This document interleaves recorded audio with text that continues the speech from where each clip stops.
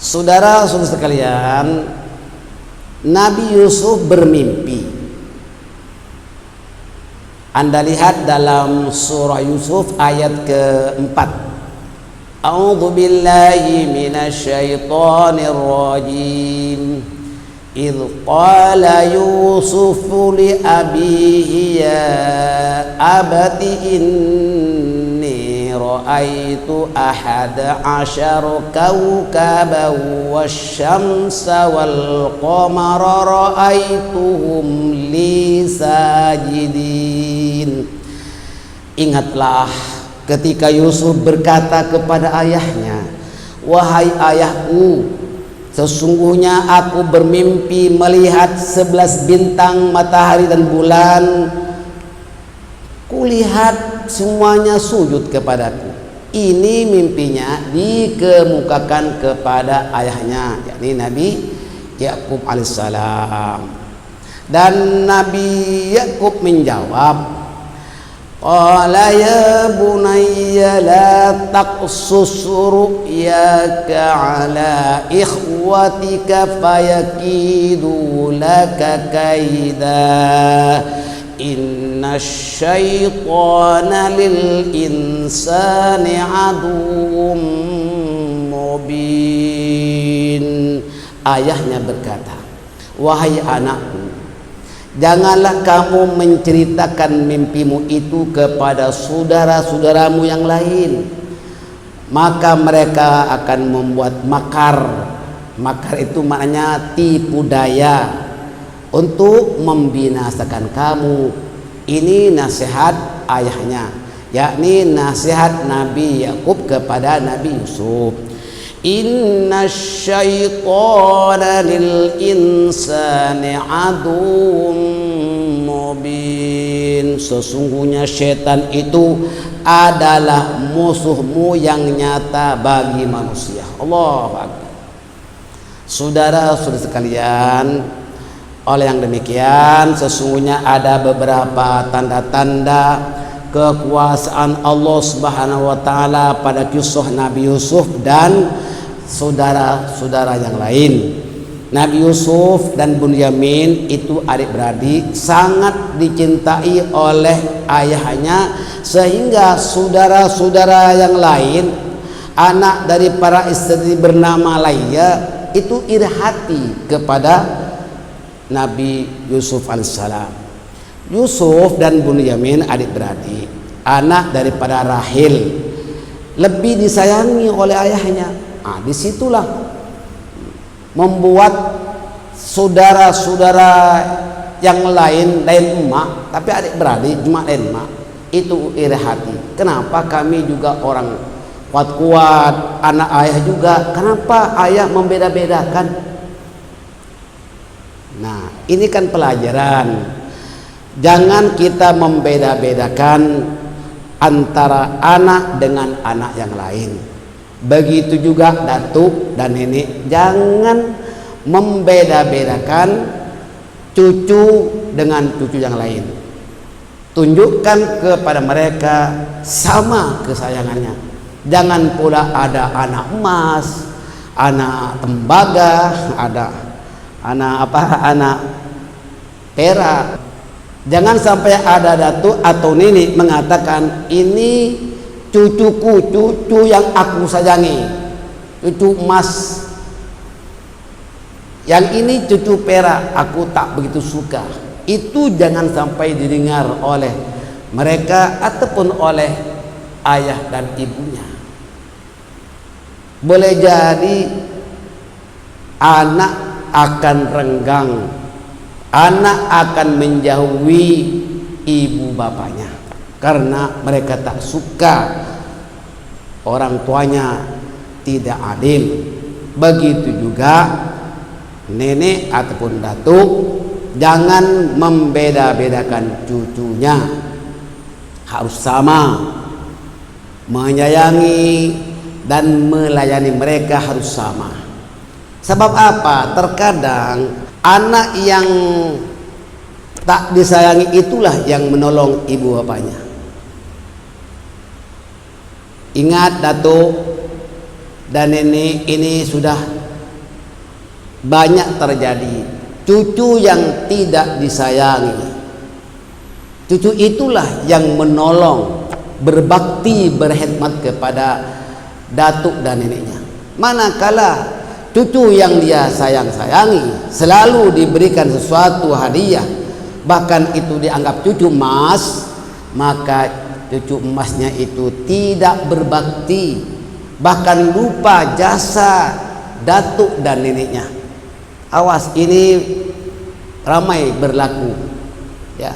Yang anak tak berapa disayangi, kadang-kadang cucu tak berapa dicintai, justru mereka itulah yang akan membantu, akan menolong, berkhidmat kepada datuk dan neneknya, insyaallah. Saudara-saudara sekalian, tetapi awas, jangan ayah atau ibu, datuk atau nenek terlalu sayang sehingga kita lupa melaksanakan ibadah kepada Allah Subhanahu wa taala. Terdapat ibu bapak terlalu sayangkan anak, terdapat datuk dan nenek terlalu sayangkan cucu sehingga tak sempat beribadah, tak sempat berjamaah, tak sempat datang ke masjid. Jangankan belajar agama, bahkan sholatnya saja kadang-kadang lambat-lambat. Ini gara-gara sibuk sangat dengan anak, sibuk sangat dengan cucu, sehingga lupa Allah Subhanahu wa taala. Ingat, ada peringatan yang amat tajam daripada Allah Subhanahu wa taala yang termaktub di dalam surah Luqman ayat ke-33.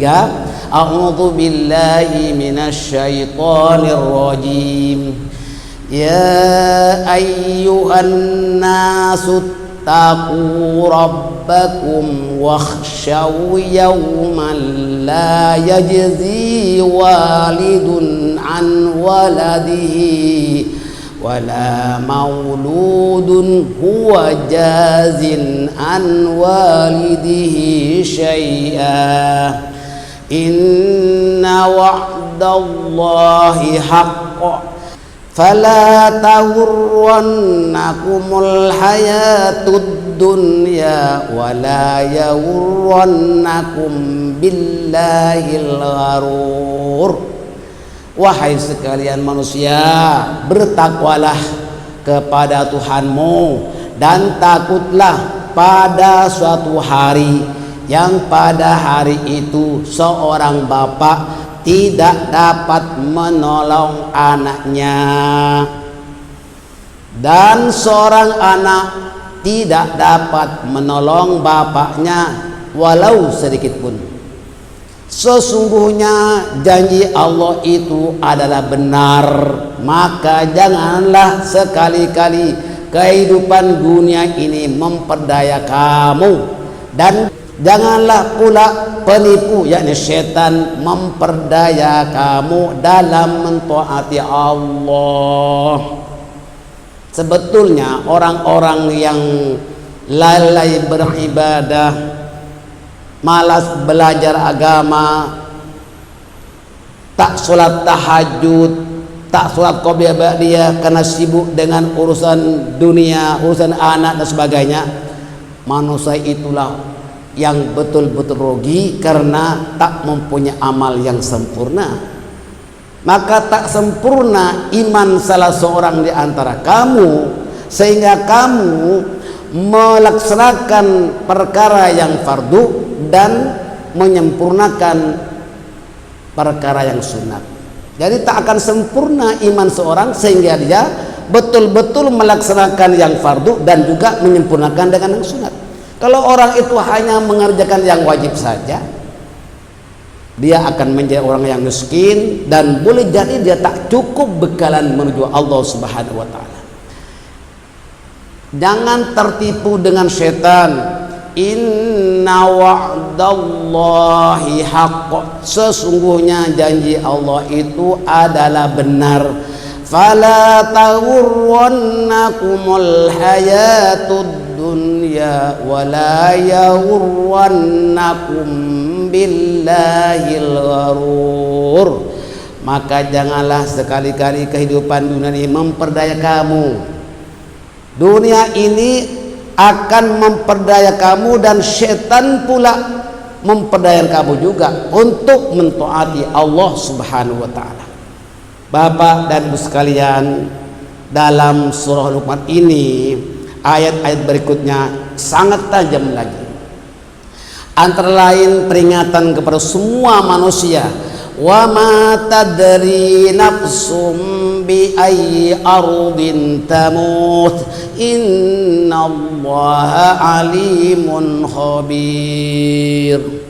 Dan tidak seorang pun yang mengetahui di bumi mana dia akan mati. Sesungguhnya Allah Maha mengetahui lagi Maha mengenal, betul-betul mengetahui. Bapak dan Ibu sekalian, siapakah di antara manusia yang mengetahui di mana dia meninggal dunia? Walaupun Anda orang Singapura misalnya, belum tahu meninggal di Singapura, dan bumi mana tempat kita dikebumikan, tidak seorang pun tahu.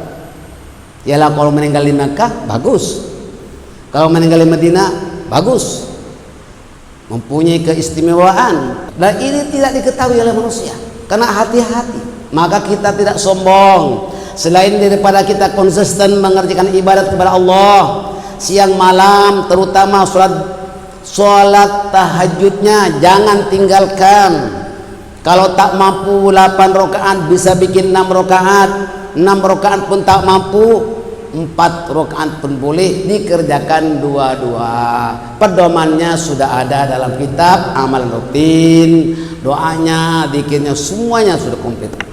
Dan itu penting. Begitu juga jangan sekali-kali kita meninggalkan sholat sunat fajar. Setelah azan dikumandangkan, kita terus berdoa dan terus mendirikan sholat. Itulah dia sholat sunat yang dikerjakan setelah adzan sebelum mengerjakan sholat subuh. Itu dinamakan sholat sunat fajar.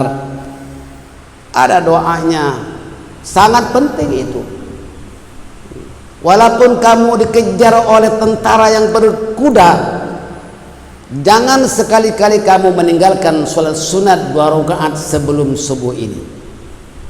Sangat penting, dapat membantu Anda baik di dunia maupun di akhirat. Doakan anak cucu kita, semoga mereka menjadi anak yang soleh, anak yang dapat berbakti kepada ibu bapak, serta juga menjadi amfa'ahum linnas, berguna kepada masyarakat, kepada bangsa, negara dan agama. Insyaallah, amin ya rabbal alamin.